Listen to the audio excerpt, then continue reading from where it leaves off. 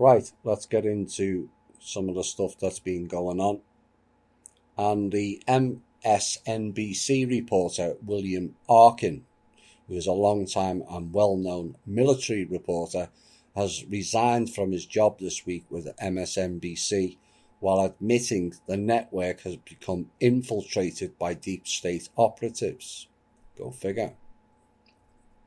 And according to the respected military reporter, MSNBC, it stated, is, quote, now the propaganda arm of the CIA and FBI and routinely peddles disinformation to the masses. Well, I never. Who would have thought that? Next item. Following several requests this week to comment on the recent output from the Life Force and UNC channel this week, I decided to do a short summary of what was revealed within that show, and there was a few very promising promises were made in the show, and I personally hope it all comes to fruition, as if it is of benefit to all of humanity as relayed, then I will be ecstatic, as this is what the THI is all about. Now, there were quite a few things said that were of concern to some of our members, of which was relayed to me, and one thing that was mentioned was the 768,000 Black Sun removals that was in our show From Russia With Love 8B, and was being discounted by the Life Force show. Well, I can tell you that that information only came from one source and was actually revealed to me by Kim herself. Now, if that information is now deemed not correct, I will remove it from our series, as it was only a footnote anyway.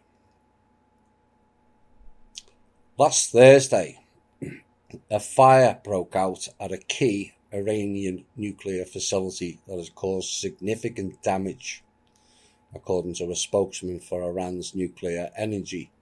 And he said the cause of the blaze at the Natanz enrichment site had been determined, but gave no details.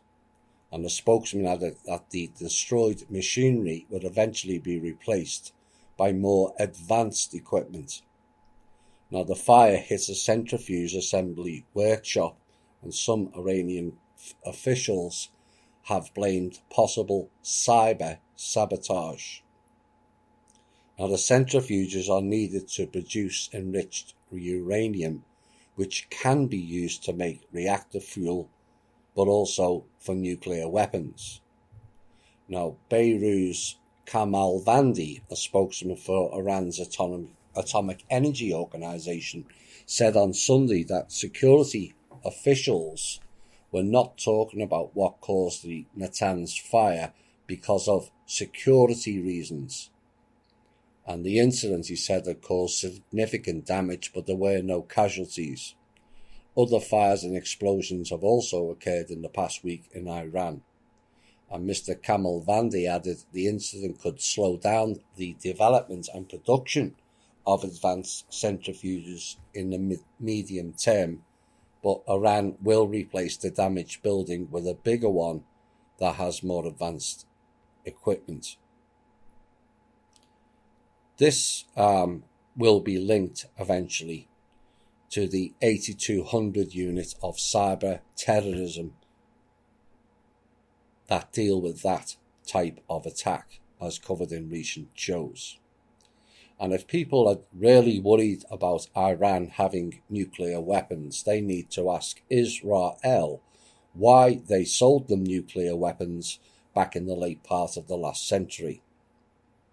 And there is also considerable evidence that this same unit was involved in Fukushima back in 2011 using the Stuxnet virus. Same method, same group. Motorcycle riding armed bandits operating out of an abandoned forest reserves are ransacking communities in Nigeria's northwest, and the groups are the latest to join Nigeria's lucrative kidnap for ransom industry going on there, and are quite brazen in their operations, according to reports.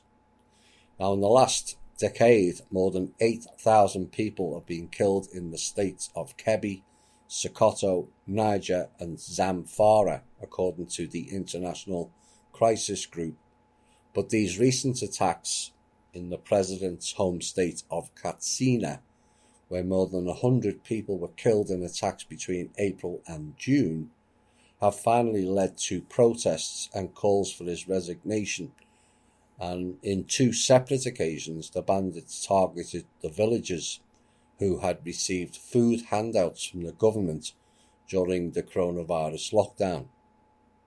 Now, they were about 200 on motorbikes, and each bike rider carried a passenger, and all of them were carrying AK-47 guns. I wonder who supplied them. Now, the eyewitness said he climbed onto the top of a tree and saw a large number of motorcycle riders coming into the Kadisau village, and saw the attackers loot shops, steal cattle and grain, shoot people who were fleeing.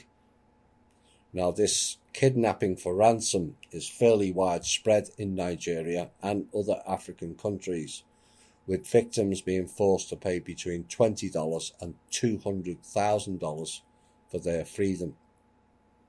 And at its height in 2017 and 18, the major road connecting the capital Abuja in central Nigeria to Kaduna in the northwest was suffering 10 kidnappings per day, with 20 different groups operating on that route, according to the police head of a special unit fighting kidnappers. One has to ask, given they've got AK-47s for a start, are these the same motorcycle bandits that were travelling across the desert with stolen barrels of oil to deliver to Chinese ships, which was a story we broke last year, I think it was September, and one has to ask, and it is more likely than not.